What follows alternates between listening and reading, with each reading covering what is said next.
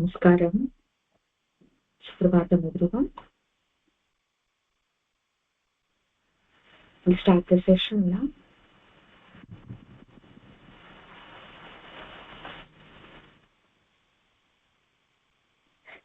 Let's start with the Guru Vandanam. Akhanda Mandalakaram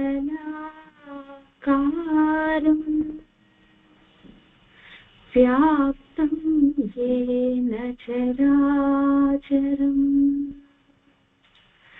Tatpadam Darshitam Yena Tasmai Shri Gurave Namaha.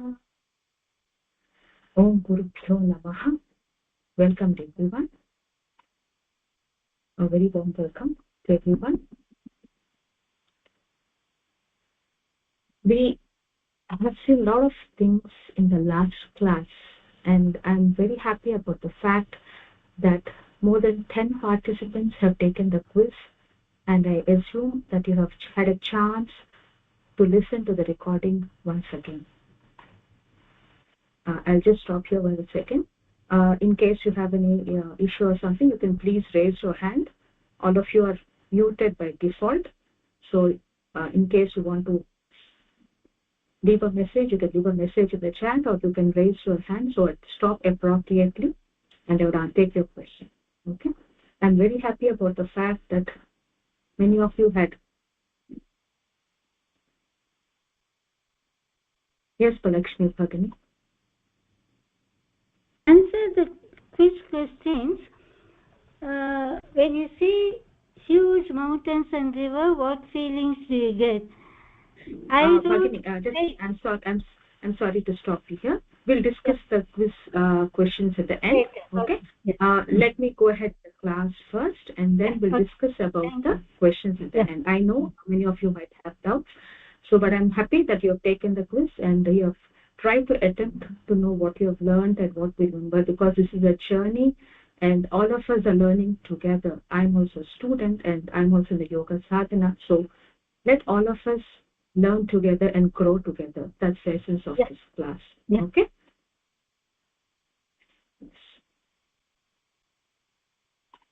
You can please put down your hand so that I know if there's no question. Yeah, thank you so much. So let's take a recap, because there's some new people who have joined the class. A quick recap what we have learned and how to go about it. The first thing we have learned is humans are thrilled at vast objects. Why is it so? When we see vast mountains, wide skies, or an ocean, or a huge sky with stars, there's a sense of awe or a thrill in us which is invoked in us, and they seem to speak something to us. That is a universal feeling which every one of us might have felt. And this is an infinite desire, which is what is the hunger for the infinite. And when we see these things which are not infinite, mountains, skies and oceans are not infinite. We know they're vast, but they strike a chord within us which awaken, even for a moment, that feeling, that hunger for infinite. Many of us may not be aware that we carry this hunger within us, but deep within every human being, there exists a universal longing, a thirst for limitlessness, for something greater than ourselves. That is the infinite desire, which is the hunger for infinite. Just a second. Am I not audible now? Is the voice low? I'll just unmute.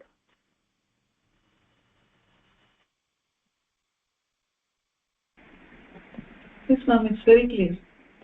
Is it unclear? I'm sorry, I got a message. The voice is not clear. Very clear. Very clear? Okay. Clearly Thank you, Bhagini. Mahoday, please check your audio settings. Mama Pakshada. Yeah, please check your audio settings. I'm sorry to stop you. Okay. Yes. So this infinite desire, which we really don't know we have within us, and which we see very prominently when we go to an ocean or a mountain, or when we see the vast sky with stars, we feel this thirst of limitlessness in us. That is giving us a hint about we are looking for something which is an infinite desire within us. And taking this into account, thousands of years ago, a great science began to take shape around this inner quest, and the science was known as yoga. To fully understand what is this yogic concept truly is, what yoga really means, we began by asking whether human beings are part of the animal kingdom. This is a profound question. One has been pondered by thinkers, seekers across ages and cultures. And we have also touched the fact that the search of happiness is universal. We reflected on the fact that all living beings are, in their own way, in search of happiness. Whether it's a single-celled organism, a plant, an animal seeking comfort and safety, or a human being pursuing fulfillment. Every form of life is moved by the same fundamental impulse, that is, the longing for happiness. We've also seen, we also saw the desire of animal is limited. We observe that for animals, the desire of happiness is limited, and it is expressed primarily through four basic qualities: the fulfillment of hunger, the need for sleep, freedom from fear, and drive to procreate. Ahara, Nidra, Bhaya, and Maithuna are the four requirements which keeps an animal happy. That's it. Beyond that, there is no need for the animal. The needs are limited for an animal. So once the needs are met, an animal has little else to pursue in this world. It is safe and secure, and its natural inclination to sleep, to rest, to sleep, and to exist in a state of contentment. That is what we saw about the desire of an animal, which is limited. But we've also touched the fact that human desire goes beyond physical, and it is endless. What do you mean by that? Every human being, even after satisfying their basic physical needs, they experience a deeper thirst. It's a longing which is never quenched by food, comfort, or safety. No matter the sphere of life in which a person is engaged, they're driven by an ongoing endeavor, an endless quest to deepen their skill, to expand their influence, or to establish their presence in that field. Whether in business, art, academics, or politics, this striving continues without end and is fueled by a desire that transcends mere survival. So, a human desire goes beyond physical, and it is endless.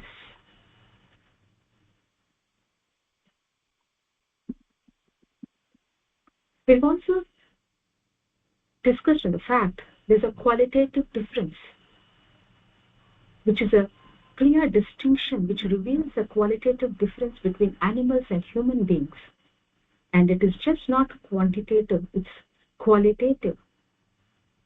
Just as there's a qualitative difference between animals and plants, if you are categorizing something as an animal, there's a quality in it which you say it becomes to an animal kingdom. If you're saying something belongs to a plant kingdom, there is some quality which differentiates predominantly between an animal and a plant. And that too exists between humans and animals. For example, if I say animals are merely moving plants, this is not a satisfactory explanation. I understand all of you agree with that.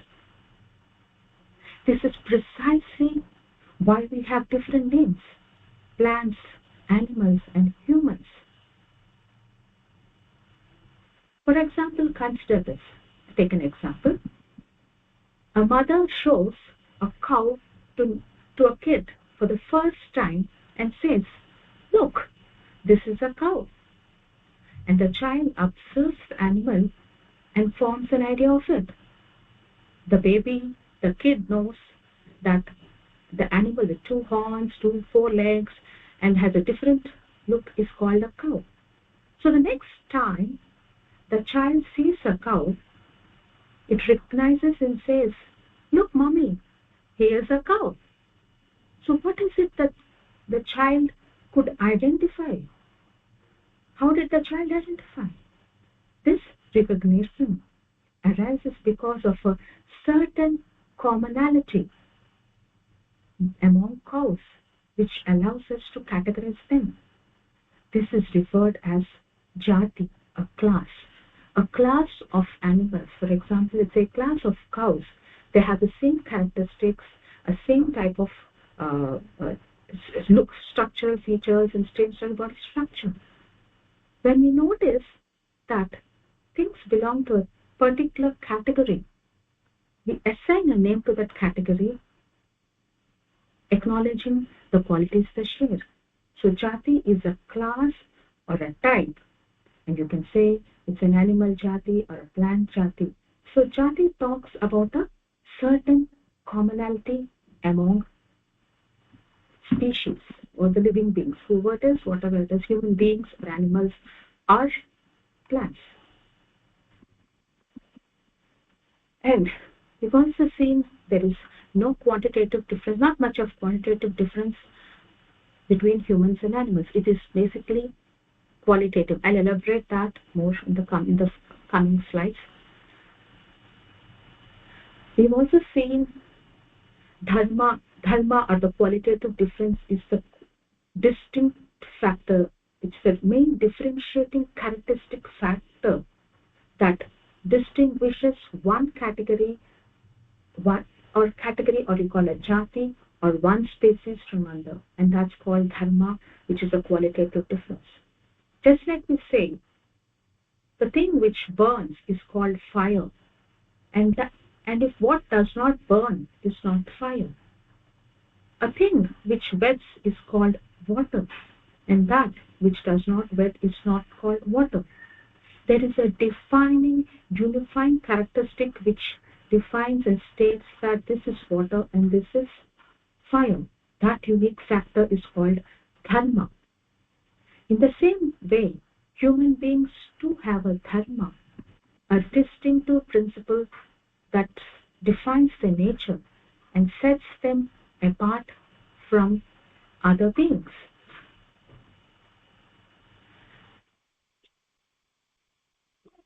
Why are we not quantitatively different? I have stated earlier, we are not quantitatively different.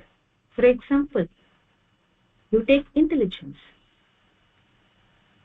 Human beings, some academics state that human beings are most intelligent of all the animals. So if we say that it's merely a quantitative difference, that is a degree of intelligence, then how satisfactory is an explanation of that? And it deserves consideration. Do we believe we are an intelligent animal? No. we not. What we find within the animal kingdom, there are degrees of intelligence. How do we differentiate a jati? Is there are degrees of intelligence. For example, you take, it's a qualitative difference. For example, we say human beings are more intelligent, and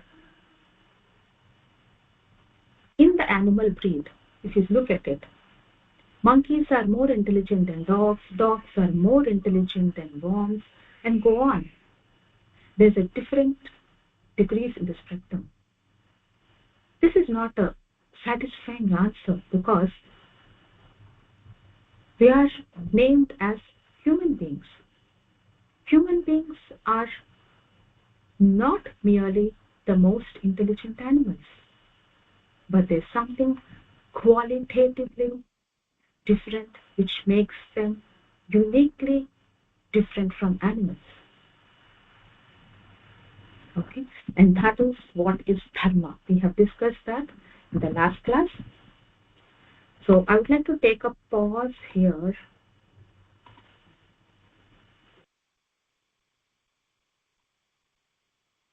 Am I audible? Just a second. Good. Yeah, I'm audible. Yes. Just a second. I'll just log off and log in. I'm just finding a problem with the computer. So you all just be online. I'll be there. I'll come back once again. Just a second.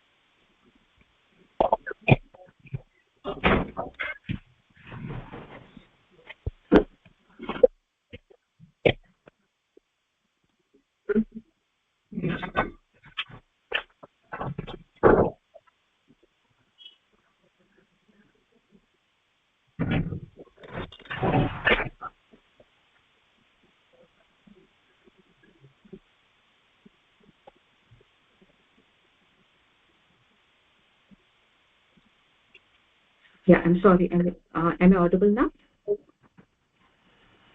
Yes, you are audible. I'm sorry about that. There was a small problem with the computer, so I had to log off and log in. Yeah. Okay.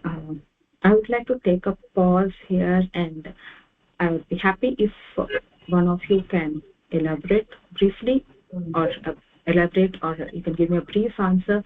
What we have discussed in the last class till now. You can raise your hand, and then probably I'll unmute you.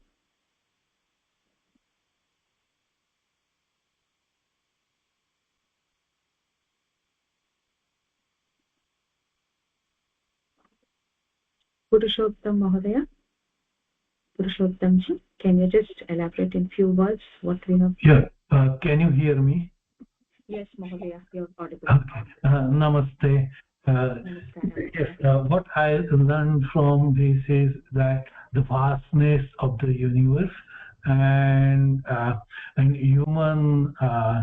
human instinct to explore the vastness, and the dharma, the human dharma is Jivi dharma, and it's qualitatively different than other living species on Earth, like animals, plant. That's a short summary of what I understood. That's wonderful, Mahodaya. Thank you so much for elaborating on the point. Yeah, we'll go ahead in the lecture right now. What you said is perfectly right. There's a qualitative difference, which is a dharma, which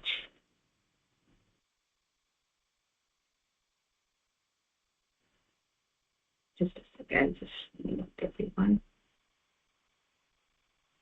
Yes. So, yeah, we're talking about this dharma, that is infinite desire, which is very unique in human beings. So if you go back into yogic inquiry into this matter and stepping back and observing a human behavior, human beings possess an infinite desire, a longing that animals do not share. Animals have ahara, nitra, bhaya, and maituna, and humans have these too. But even when the basic needs are met, they still continue to plan and aspire. So we know that all animals have their dharma. Mice have their dharma, cats have their dharma, human beings too have a unique dharma. But there is an additional aspect to this difference, and that is unique to humans. That is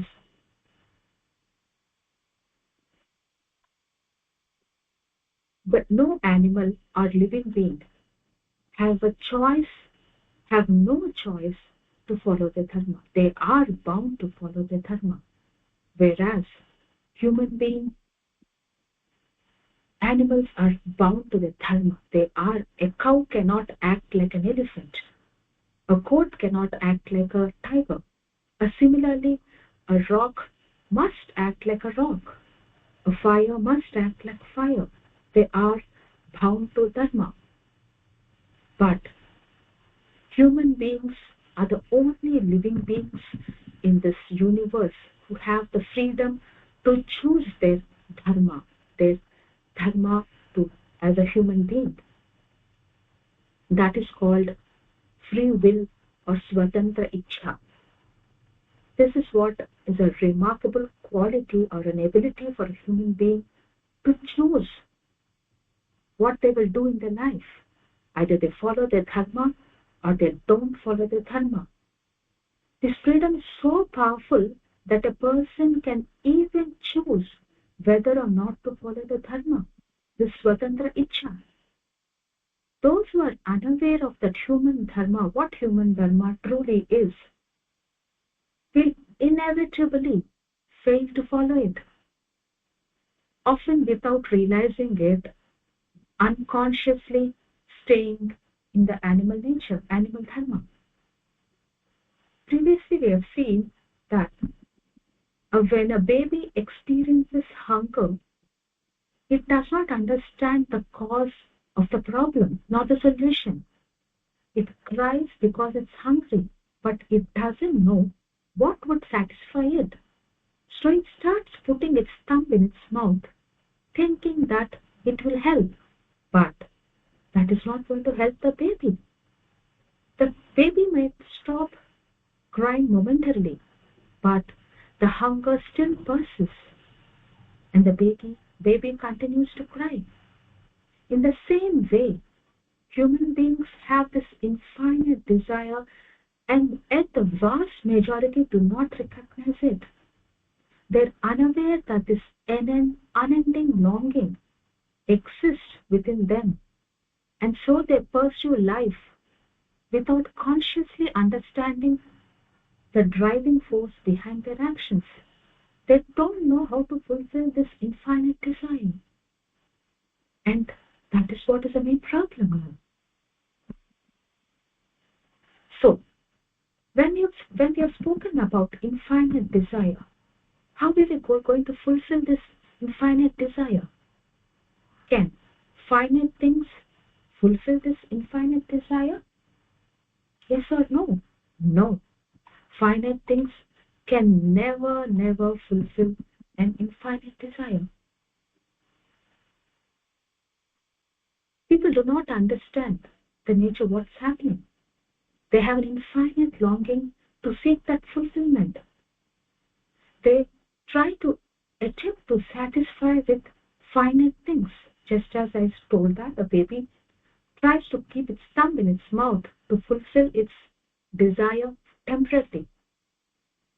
No matter how much a capitalist accumulates wealth, No matter how grand a house we own, no matter how famous a professor becomes, how well a musician is known, whether it's name, fame, power, prestige, money, or skill, that satisfaction remains elusive. It is never achieved. All these finite things,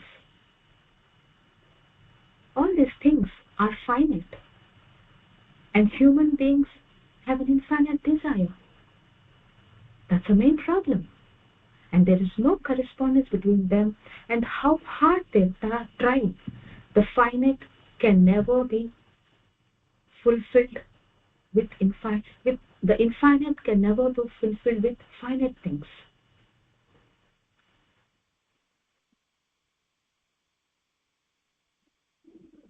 Just as that something always keep telling them, and they have a sense of incompleteness, but and they do not recognize the source of that. So this journey is going to help us to fulfill that infinite desire in us. And this is the first step, is a inner evolution from an animal instinct to human consciousness. We all know that journey of life started from one cell to humanity. In the beginning of Earth's existence, there were no living beings. Life arose with the first single-celled organism, the simplest expression of life. Through ages of struggle and adaptation and sangharsha, which we call that, these early forms became multicellular, transforming into plants, animals, and human beings.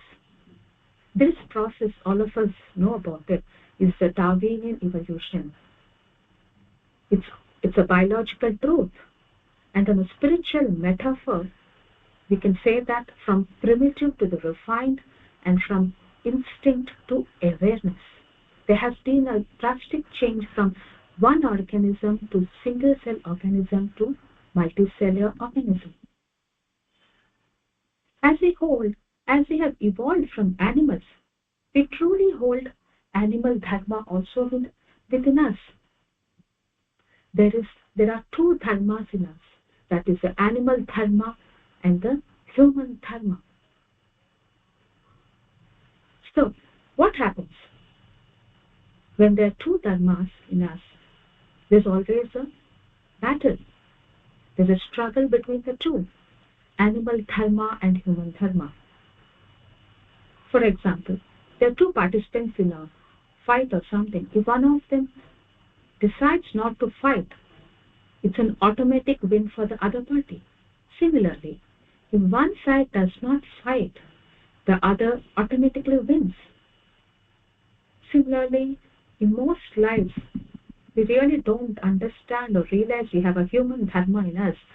So many times animal dharma wins over, as human dharma never gets up and fights. As we have evolved from animals, we are familiar with those qualities of animal dharma because we have gone through countless lives and through cycles of evolution. So all the four dharmas, ahara, nitra, bhaya and maintuna. So it's always we try to default to the animal dharma because that's a known dharma.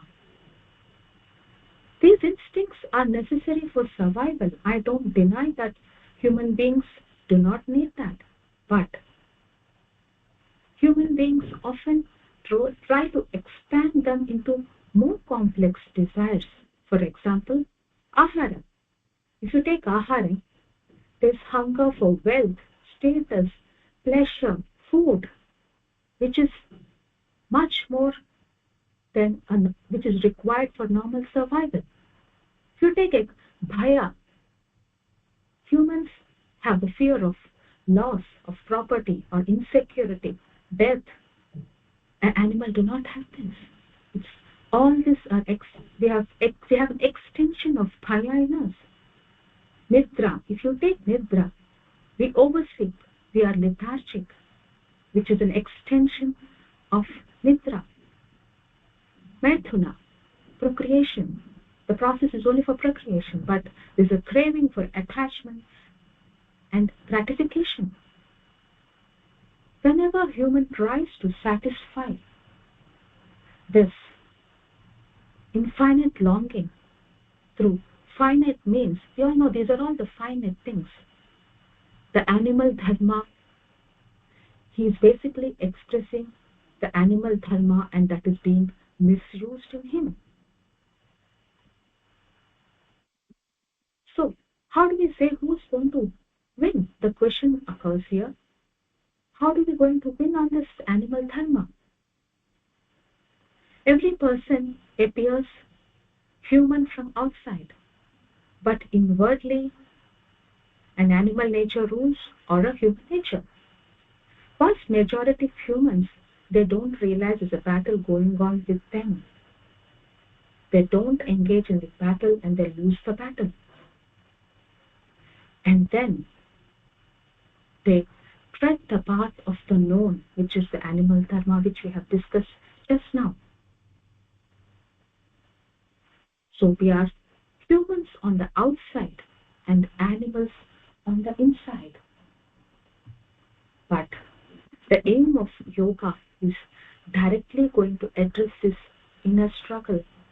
It is a science of conscious evolution, the process through which a human being becomes not only outwardly human, but inwardly human as well. So that's yoga going to start off with an inner evolution from animal instinct to human consciousness.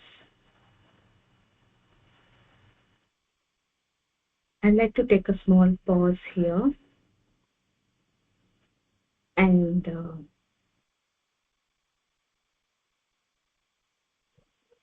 Sailaja Bhagini, can you just enunciate a few words what you've understood till now in this inner evolution? You can unmute yourself. Yes. Namaste, Bhagini. Namaste, Bhagini.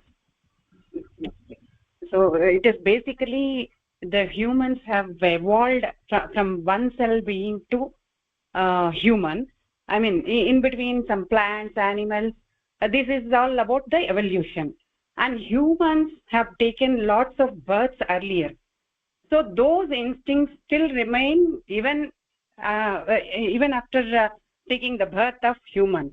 So most of the times this human behavior, I mean human instincts are in clash with the animal instincts, and we tend to bow towards the animal instincts most of the time, and we forget our, I mean though we have a choice like to choose between the animal dharma and human dharma, most of the times we tend towards the animal dharma, and in pursuit of that we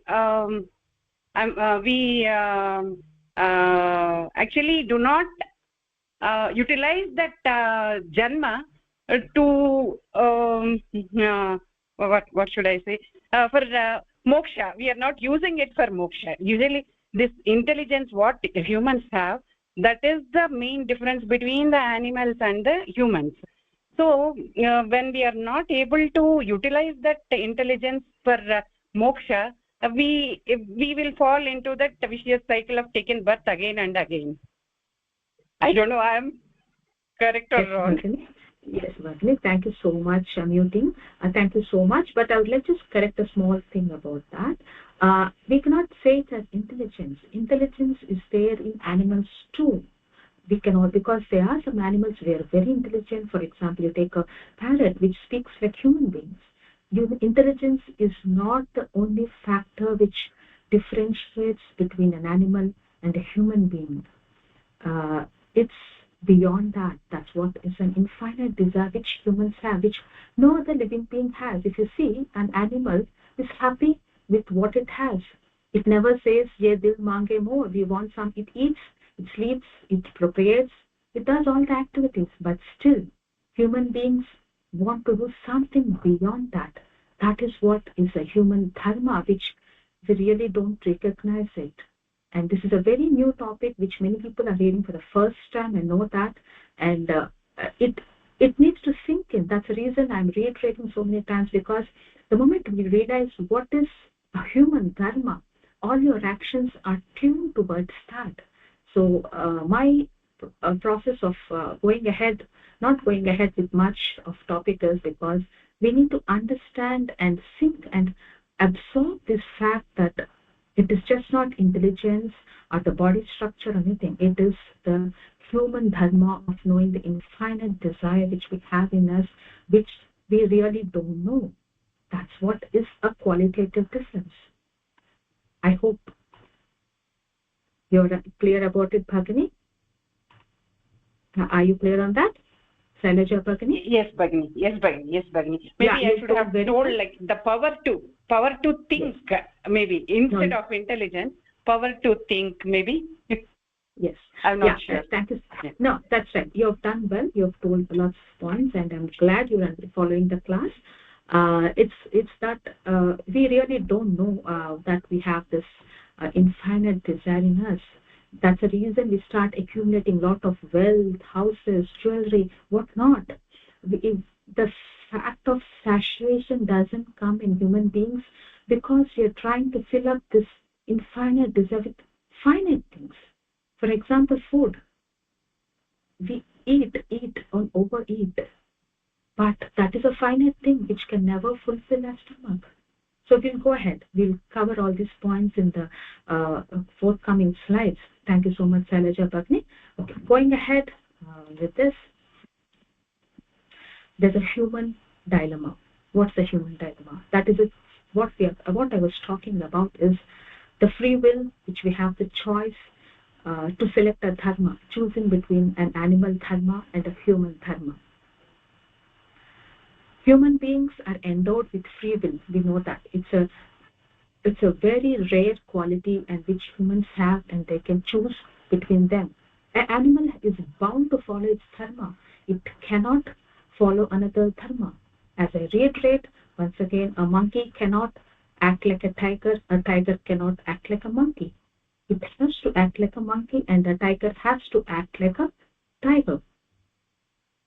But in humans, we have a known path, which is an animal dharma, which we have lived through thousands of ages and inherited over evolutionary past. And we have a higher path, which is a human dharma, which leads us to expansion and realization. So that's the free will, which we have the power to choose a dharma.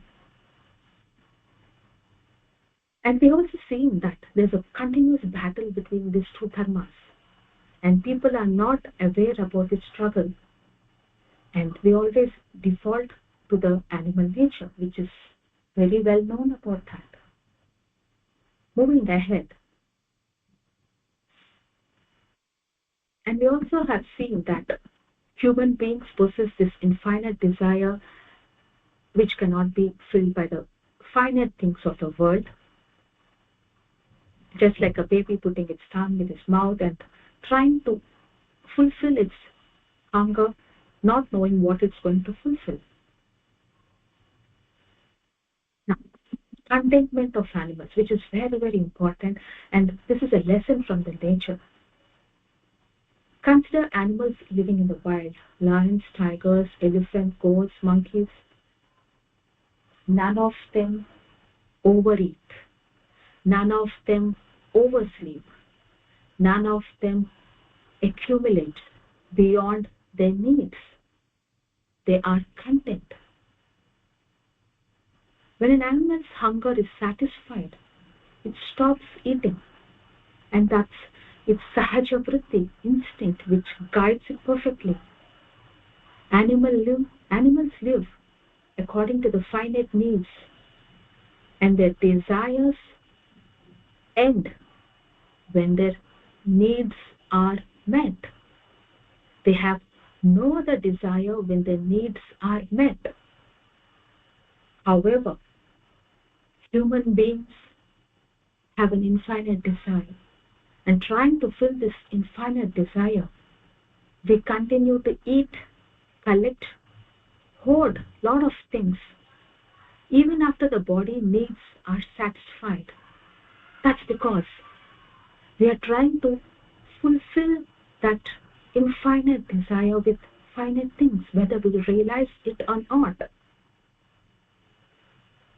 We also have to see that humans are never content. They always want something more. Another important fact also,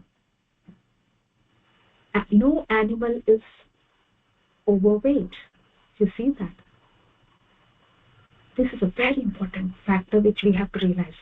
You see any animal in the forest, we don't find any animal overweight. But human beings, obesity is a burning issue in human beings. That's because we overeat, we eat. We're really trying to fill up that infinite desire with these finite things. This is a very crucial point we have to understand in this yogic philosophy, because that's a turning point in where we understand what is a need and what is a desire. So this is a lesson from the nature which all of us have to learn, and the contentment of animals is not seen in human beings. We are still longing for more, because after our needs also there is a desire for something else. So what is it? How do we become human? So the inner evolution starts when we start to become human from inside and outside. An animal is an animal from inside and outside. There is no conflict of dharma in it, which is very important in our learning of yogic science. But as we attain a human body, we still hold animal dharma because we are evolved from animals. Though the outer form is human, the inner tendencies remain animalistic, driven by instinct, desire, and the pure pursuit of finite happiness. Such a person appears human but acts with the impulses of an animal mind. In doing so, we misuse the animal dharma within us, because we are no more animals. Human birth calls for something higher in life. Yet, out of this long habit, we still continue to default to go to animal dharma.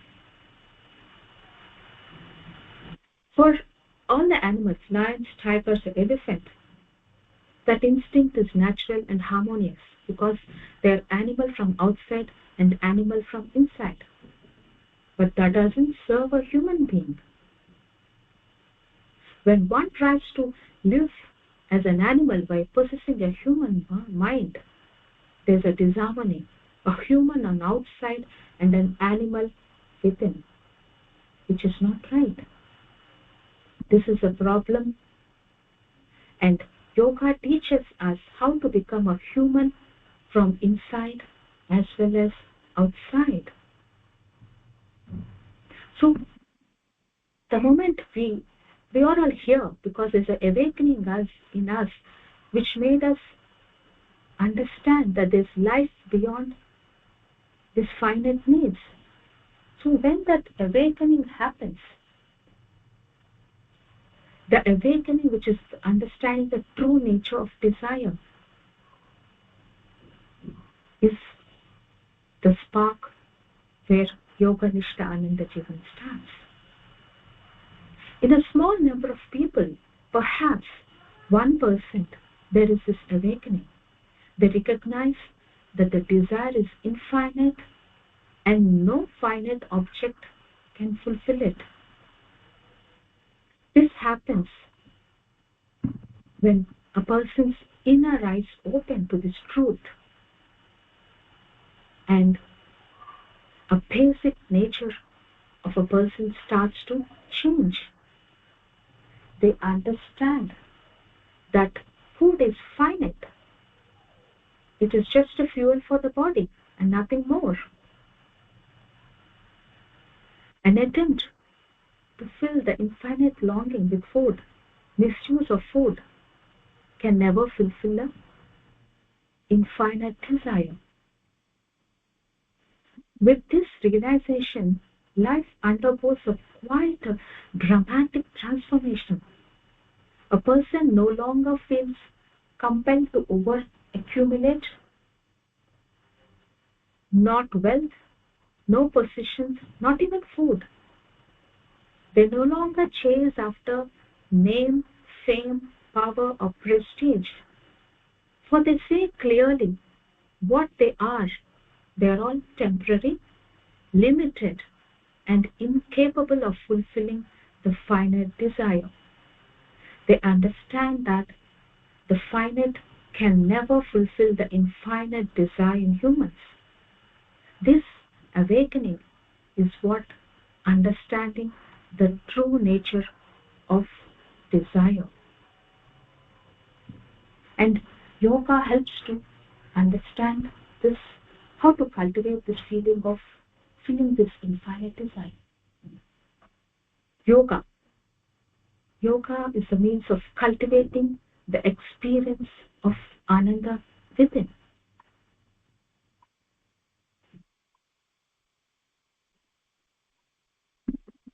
When we look at a night sky or a vastness, we know there's a thrill which runs from the body and we feel fulfilled for a brief moment. That's the ananda which rises in us, which makes us feel fulfilled. But it's a fleeting joy, which is only momentary. And it only happens when we go around to see these vast objects. And they give you a hint to know that there is something vast and infinite within you when we come in touch with such vast objects. They arouse that human dharma in us, the longing for infinite when we see them. And this experience gives us ananda. That's the reason people travel from so long, from such far places, to just see these objects which are giving you a sense of momentary pleasure or ananda. I don't say it's pleasure, I'm sorry, it's ananda, which cannot be expressed. Poets have written verse and verses stating the beauty of nature and the mountain, the sky, and we spend a lot of hours seeing the vast sky and stars. But imagine if this ananda can be achieved by just closing your eyes and going deep and feeling an ananda which is far, far greater than that. How would that be like? Yoga is a science which arouses this ananda consciously from within, not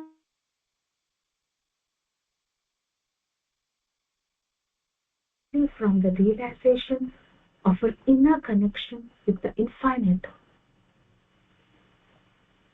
Wherever we may be, yoga teaches us to awaken that inner joy, to live in harmony with our true nature and evolve to be a human inside and outside.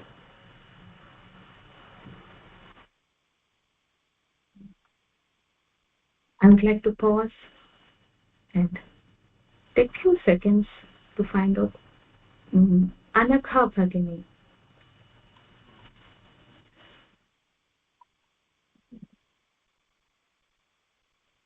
Anagha Bhagini, can you just explain me why do we need yoga and what is it yoga going to uh, evoke in us?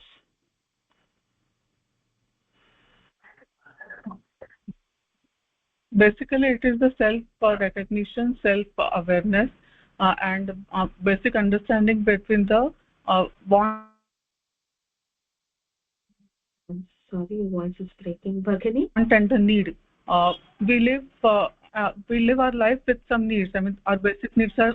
We live our life with some basic needs. We have the basic needs like roti, kapda, and makan, like food, clothing, and shelter. But human beings have the tendency to make collection of everything. They keep on gathering various resources, which are sometimes unnecessary, and I mean sometimes these resources they go waste. So the yoga helps us to understand this difference between the want and the need, and for this we need some kind of awakening, some kind of teaching. So this is how yoga helps us.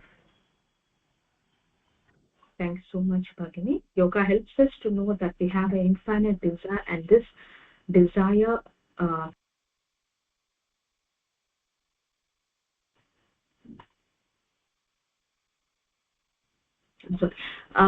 we cannot fulfill this infinite desire with finite things.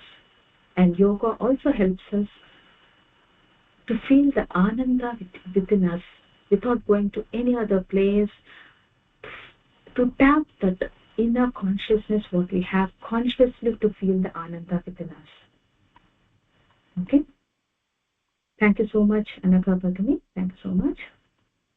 So, we have discussed a lot about human dharma, animals, the contentment in animals, how humans are different from animals, and how do we become human from outside and human from inside. What is going to help us down the journey?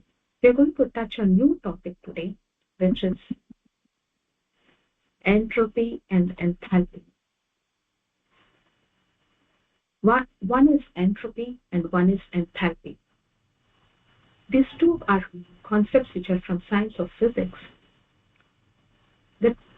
These are two fundamental tendencies of the universe. They are the core thermodynamic concepts that describe how every physical system behaves: entropy and enthalpy. Entropy refers to randomness or disorder. I'll explain on that further. Enthalpy refers to the system's energy. In nature, everything tends to be towards maximum entropy, in the sense maximum randomness, and minimum enthalpy. Enthalpy is less energy, that is towards greater disorder and lower energy. This is the universe built-in direction. Anything left to itself, any system, drifts towards a state of balance, rest, and randomness. For example, take water. The natural tendency of water is to remain cool and stable. If you want to make it boil, if you want to boil it, you have to add energy from outside the system by applying heat from fire or electricity. Boiling isn't the water's natural state. It's a higher energy condition that requires constant input. But if you want to boil it, then you have to increase its enthalpic state, that is the energy state. So, when the state is changing from a normal state to a boiling state, you have to put extra effort, which is enthalpy, that is extra heat. So, everything in the universe has maximum entropy and minimum enthalpy. That is, I can also take another example. This is a real life example. We can say we all face it. When there's no discipline in a class, all the students move here and there and everywhere. There is a lot of randomness. But the moment when the teacher arrives in the class, you are seated in your seat, and there's less randomness, and there's lot of effort to listen to class. So that is a natural state. More randomness, maximum entropy and minimum enthalpy is a natural state of the universe. So this is the basic rule that nature tends to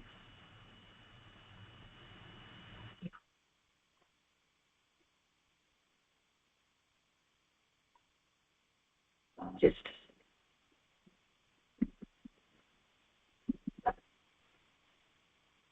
sorry, my laptop is giving some problems. Okay, I'm sorry.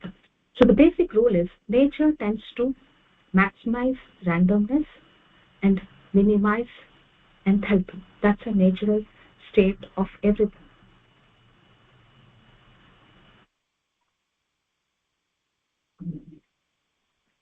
Sorry, why is my laptop?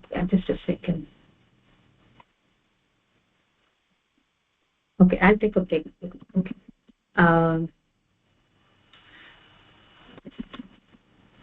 So this is a natural drift towards randomness. Everything in the universe has a built-in tendency towards random organization, towards spreading out and dispersing energy. Take, for example, a bottle of perfume. Inside a sealed bottle, the perfume molecules are packed together in a relatively ordered and contained state. They're very packed. This order requires effort. Someone has to compress them and store these molecules there, which means energy has been invested on it to put it into place. But the moment you open the bottle, something natural happens. The perfume begins to diffuse throughout the room without any help. You don't need any fan, no stirring, or no extra force. The molecules spontaneously spread out, moving from a compact, that is high energy, high energy state, that is a high enthalpy, less entropy, to a diffuse state, that is maximum entropy, randomness, maximum randomness, and minimum enthalpy. So everything in this nature defaults to randomness and with less energy, because greater randomness and low energy is a more stable natural condition. Low entropy requires energy input. That is, low entropy in the sense less randomness. As I stated, a classroom example, there is less randomness. That means the teacher has to put effort to make all the students sit in a room. So this is what is one of the very important concepts of universe. And before I go ahead, I would like to know from Jayashree Bhagini. Namaste.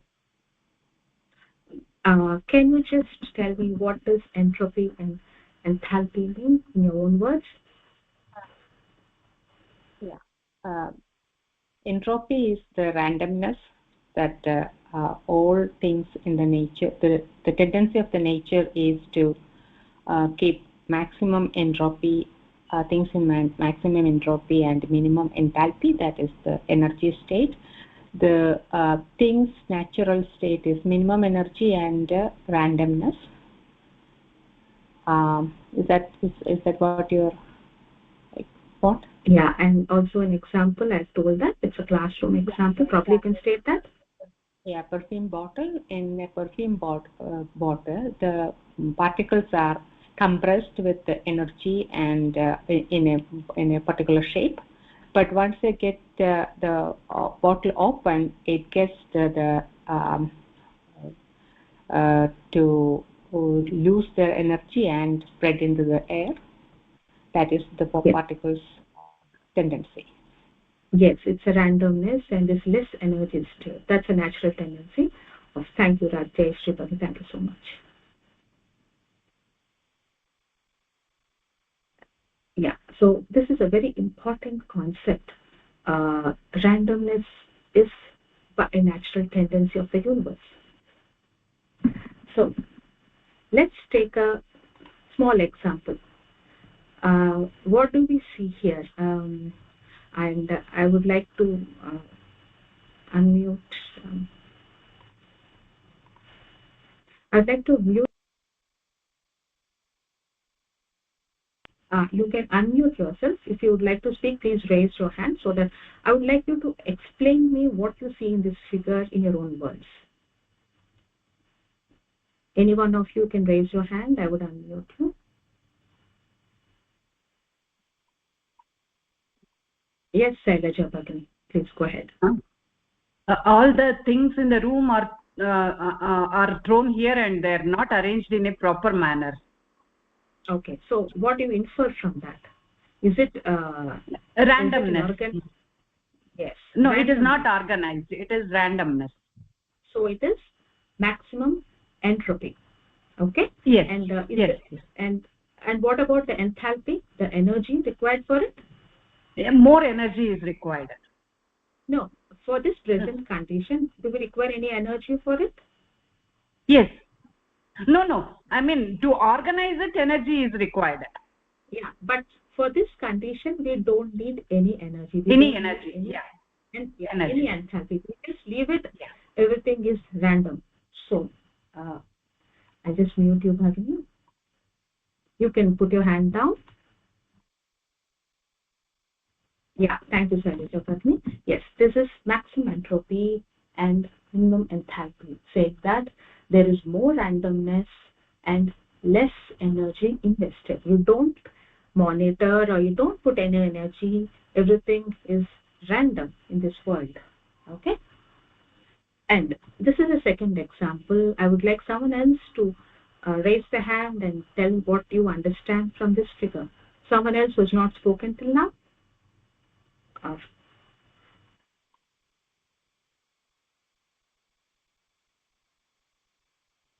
Yeah, Lakshmi Bhagini, please go ahead. Yeah. This room, somebody has put in effort to reorganize it in a proper way. The items are in their place, so they have taken much effort to do this and have thought about it. Wonderful. So what do you see in that? There is someone who has done this in an organized manner. That is, there is less of randomness.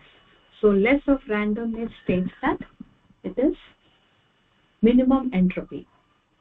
Yeah, I also have one question. Yes, Bhagini. If there is no gravity between the planets, our solar system will also be in a maximum entropy, isn't it? Yes. God has put in effort to keep us in enthalpy. Yes, you got it right. We're getting there. Okay.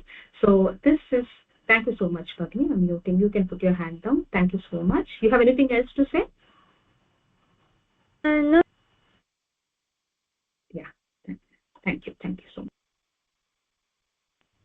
So this is maximum enthalpy. That is, so much of energy has been put in by someone to put the room into order. And there's minimum entropy. Minimum entropy is less of randomness. So we all know that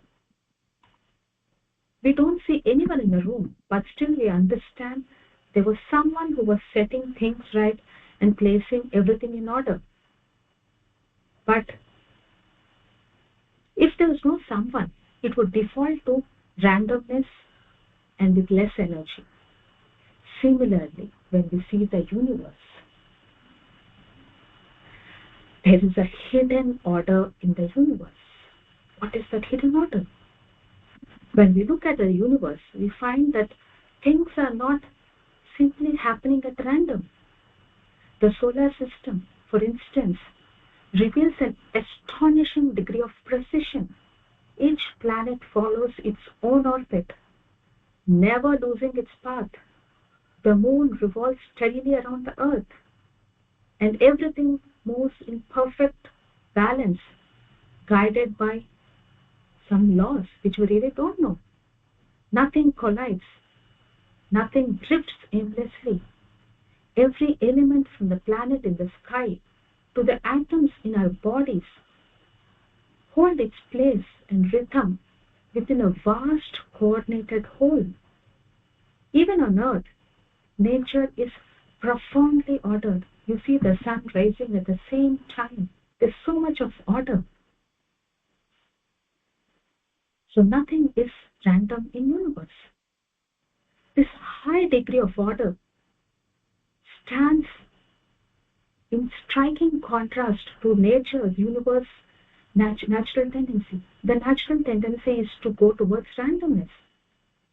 So when you see this universe, which is so orderly placed and so perfect and profoundly ordered, which is very less of randomness, it's like walking into a beautifully arranged room. Even if no one is present, the order of this universe tells us there's someone there. We instantly know that someone has been there, organizing, caring, maintaining it. Nothing is random. Nothing is random in fashion. Everything is extremely well organized. In the same way, we observe the cosmos, the radiant energy. There's an underlying intelligence which is at work. We don't see anybody, but still, we understand, we perceive that somebody has been there, working there, keeping it beautifully arranged. And this universe has an intelligence behind it. That intelligence is consciousness. And that is Purusha, the intelligence which keeps this whole universe in order is consciousness, and that is Purusha. Universe is not a random scattering of matter and motion. It reflects a conscious design. Having touched the point of Purusha, who is Purusha? What is this infinite consciousness? Behind the vast order of universe lies Purusha, the eternal consciousness that guides, sustains, pervades all things.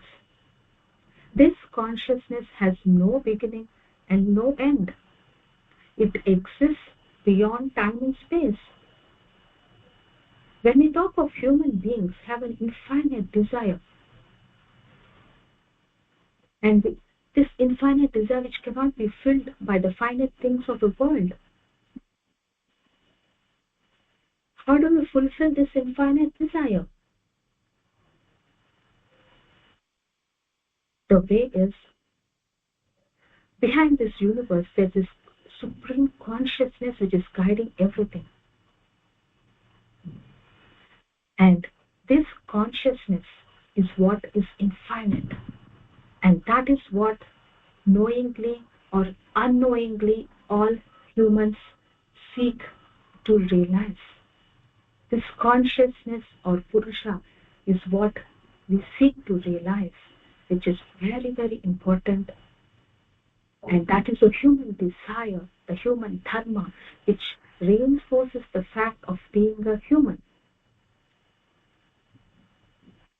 And that's Purusha. And this going to yoga, when we say yoga is going to, what is yoga? We have seen that it is the merging of the finite with the infinite. We've also seen that the nature has the natural tendency is maximum randomness and minimum energy, but there is someone who's setting everything at work. That is Purusha.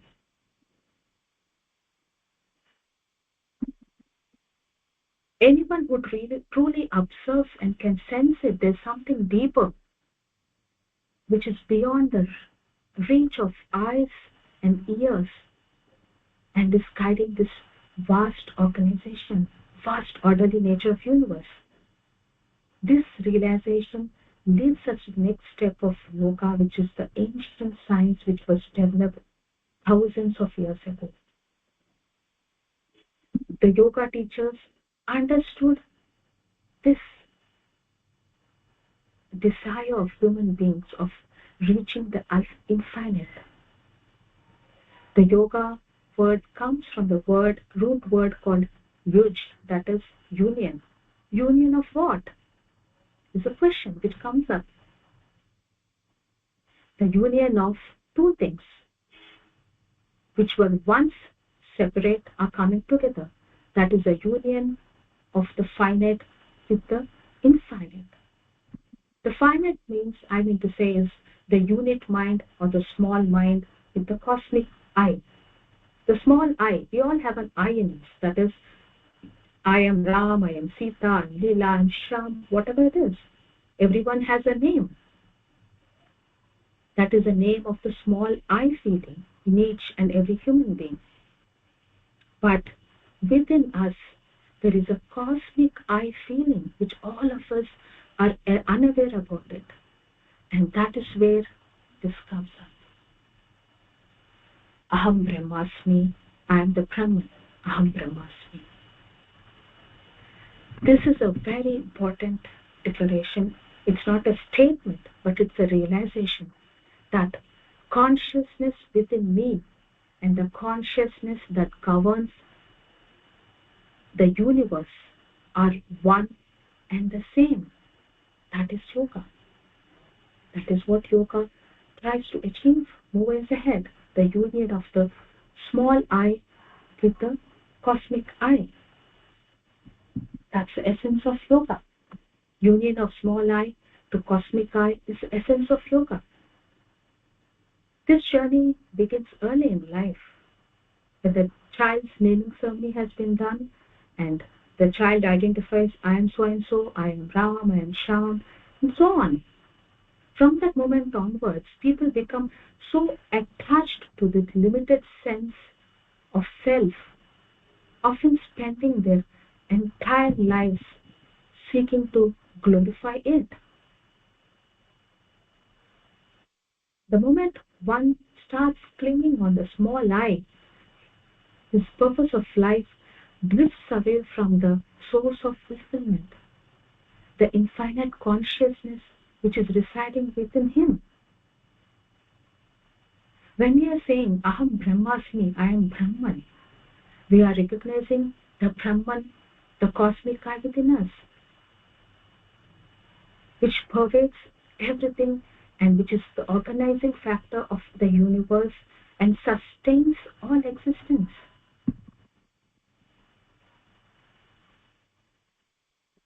The small I and the cosmic I are not separate. Both are one.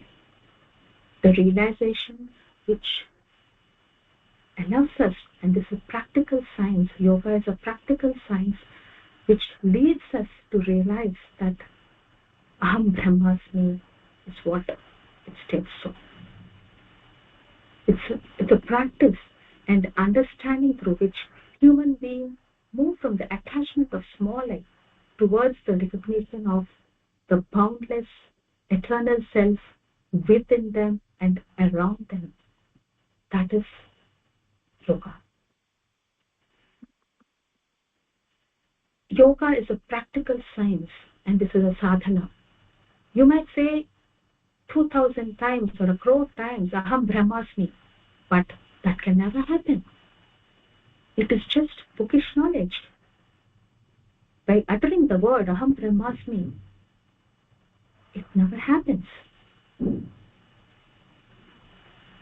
Yoga is a science which helps us, and it's a holistic approach which allows you to understand that you are none other than the cosmic I, and in which every moment of the day becomes an opportunity to live and embody the truth of declaration that Aham Brahmasmi, I am Brahman. I am not separate from the infinite consciousness.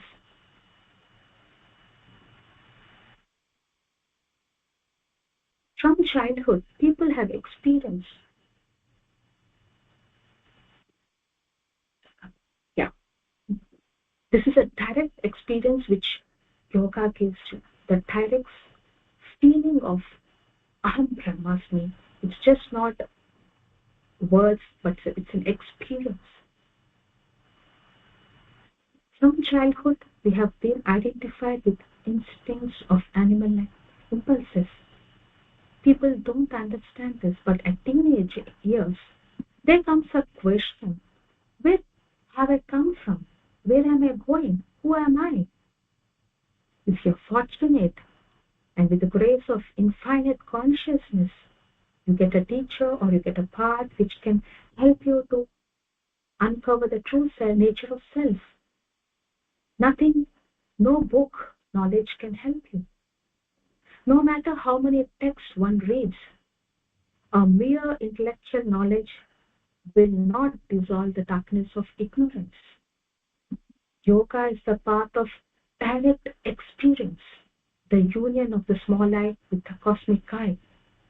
And the union is realized through sadhana. Sadhana is a dedicated effort.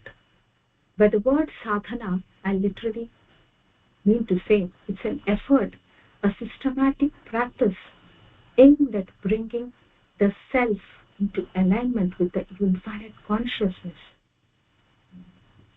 Sadhana, when applied consistently and consciously, Aham Brahmasmi is known intellectually and lived experimentally.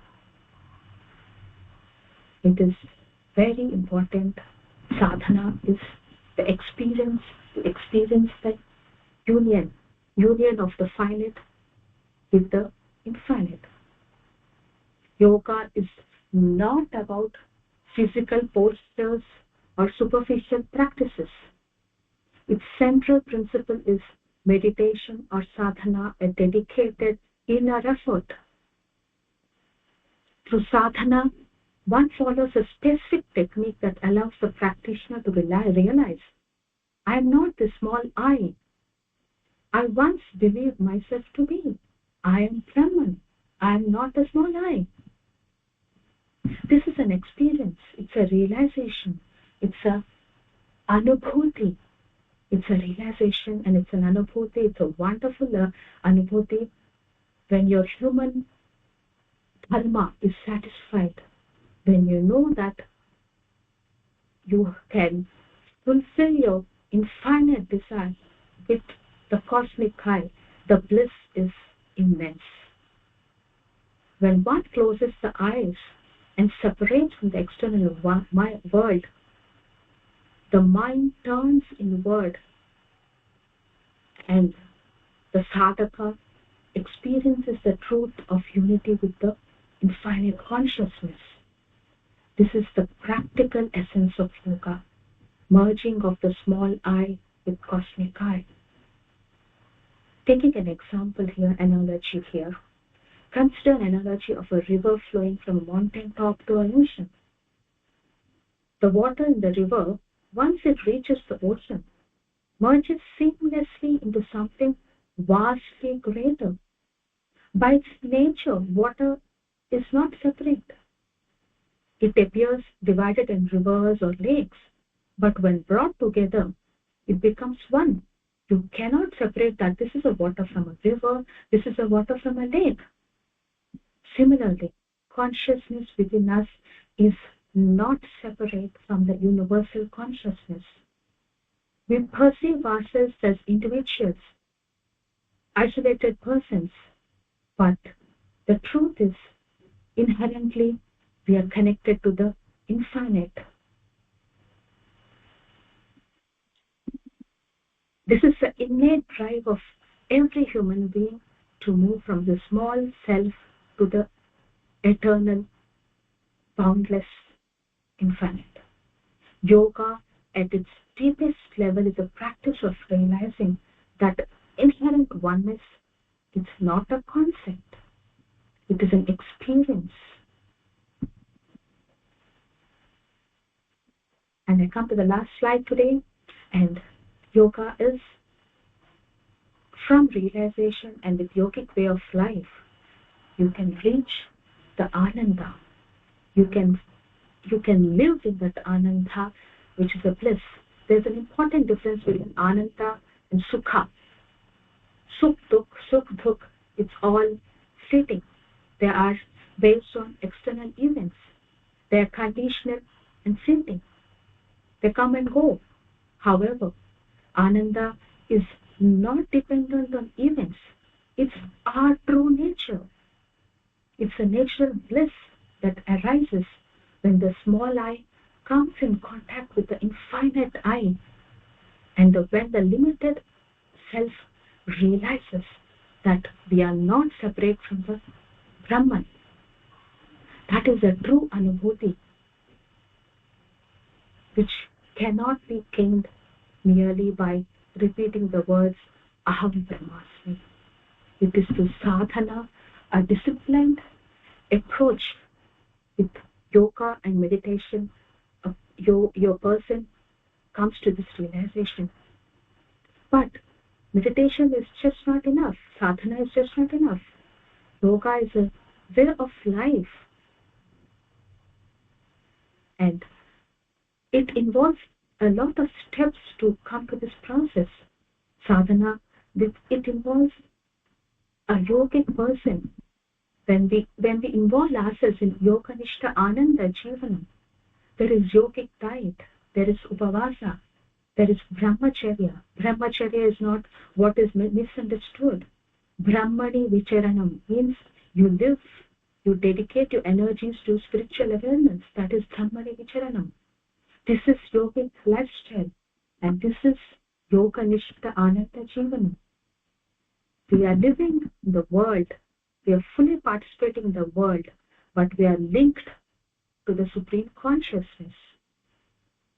And another great principle, which is very important for yoganishta jivanam, is vairagya. Viragasya bhava is vairagya. Raga means color. Raga means the color of the universe. Means the vairagya means living in the universe, but living with the power of Brahma in this universe. We don't need to run away to Himalayas or caves for this vairagya. Rather, we live in the world in constant awareness of the unity with the infinite, having an ethical living, integrating meditation, diet, discipline, and mindfulness in our daily life. This is the practical expression of yoga. It's not a theory, and it's a great science which every one of us have to explore. We will be going ahead with this yoganishta ananda jivanam. Before I conclude, I would like to go ahead with the summary points, few of the summary points, what we have covered today. We have learned that how we have to be human from inside and outside. What is entropy and enthalpy? What is a cosmic order? What is it? That is Purusha, that is consciousness, which sets into order. And yoga is the science of union of the finite to the infinite. We've also learned that sadhana is a practice, is a way how to experience the union of the finite with the infinite. We've also seen that yoga, you can explore the ananda which is there in you. It is not sukha. Ananda is your true nature, which is the true nature of the cosmic I. And that is an anubhuti which a yogic person feels. And that is achieved by yogic life, that is yoga nishta ananda jivanam, which we are going to learn in a further forthcoming lectures. How are we going to go ahead step by step, and what are the things a yogic lifestyle requires? So I wrap up my class today. If you have any questions or anything, probably you can. I'll unmute you all.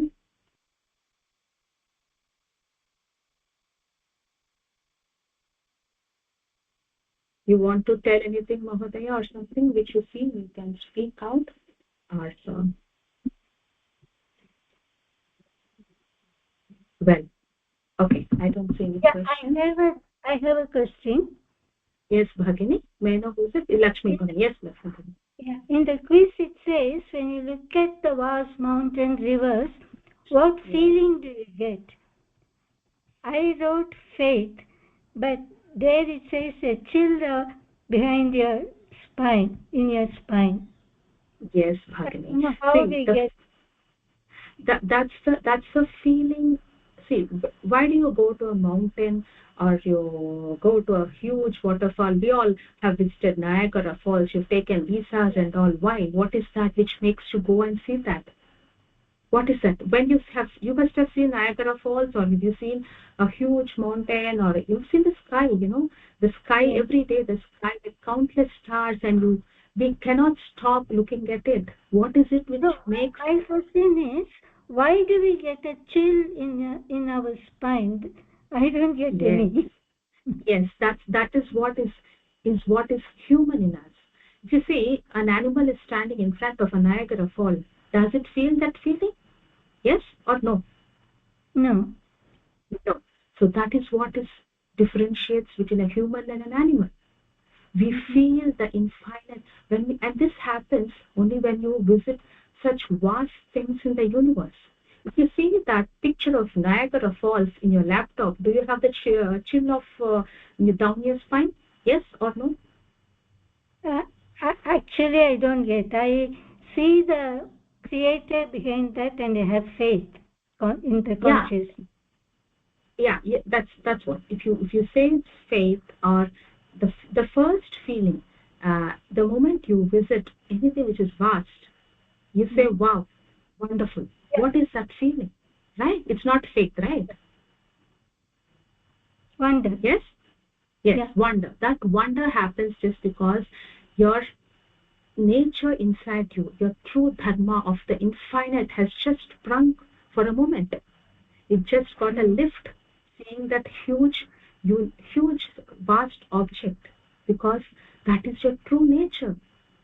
The moment you see something huge, you get this feeling of wow or an awe in you, is because you're coming to your original nature, and that is a sample of ananda which is there in you. It is entirely you. So that is what yoga tries to achieve by closing your eyes and going deep inside. There is a huge world in us. When we close our eyes to the external world, the inside world opens up. So we have traveled enough to moons, Mars and all. Let us start a journey for this, a journey of knowing ourselves, which is deep inside.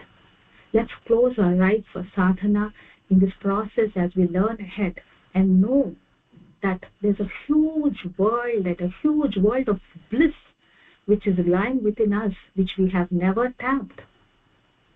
That is what yoga is going to teach us. Okay, I hope I could answer your question. Yes, sort of, yes. Okay. Thank you so much for all of you. And before I end, any more questions? Or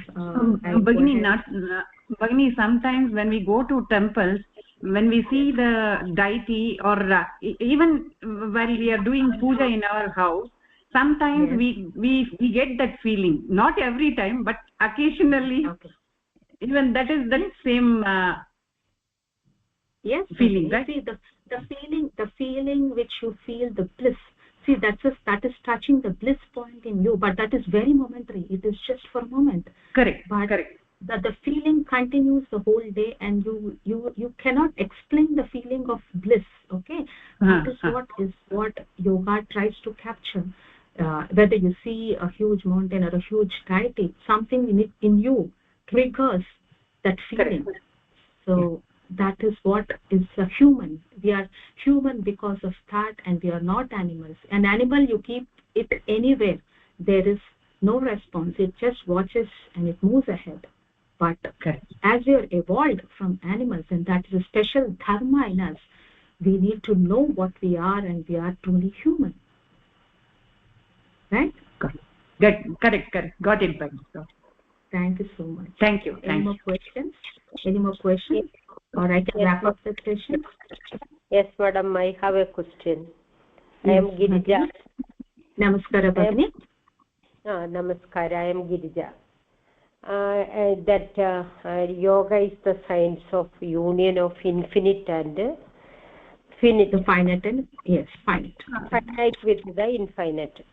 Is it the same way that it is the union of Purusha and Prakriti? Is it? Yes, that is a Prakriti within us. We'll come to all that. That's a Prakriti within us to the Purusha as a consciousness, a huge supreme consciousness. We will be touching all those points ahead. Okay. Can you just mute for a second, Bhagini? So we will be going step by step. All your doubts will be clarified and cleared. I appreciate. We have discussed a lot of points in this class, so I would appreciate if you can do a second listening of the class, because these are the fundamental concepts which no yoga class, I'm sure all of you must have gone to various yoga schools and yoga classes, but it starts off just with asanas and postures, which is not yoga. Yoga is the union of the finite with the infinite, which many yoga schools don't teach. They just take the physical aspect of asanas and postures and they start saying this is yoga. But how do you attain the unity of the finite with the infinite with your postures? Which is not. That's not right yoga. So yoga has been misused by a lot of yoga schools. But if you have to understand what is exactly yoga and why do we need to do yoga and what we are going to achieve out of this yoga nishta ananda jivanam, we'll go step by step and we will lead you. What is the first question is, which we have addressed, is what is it being a human, which many people don't understand. I would appreciate if you can go through that. Listening, people have joined today, and it will really help you down the line, because it's a journey and all of us, including me, are learning this yogic life. Okay, so before I end, a small prayer to the Supreme.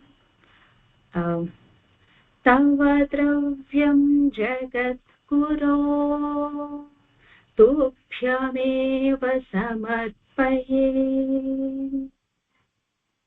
Om Gurubhyo Namaha. This says that everything is a part of the Supreme Consciousness. We are paying money for air, for water, but we are getting so much of free air, free water, everything in this universe, and this is a gratitude prayer to the Almighty, to the Supreme Purusha, stating that it is yours and nothing is mine. A sense of humility, a sense of gratitude arises in us when we say this line every day, that nothing is mine. Your article is being offered to you at your altar. This is entirely yours. I'm just a nimitta. So having said that, thank you so much for joining me in this session of yoga, and let the journey of yoga continue further down the line. Dhanyavada everyone. Thank you so much. Shubhadinam. धन्यवादः मान्याः. नमो नमः. शुभदिनं. धन्यवादः.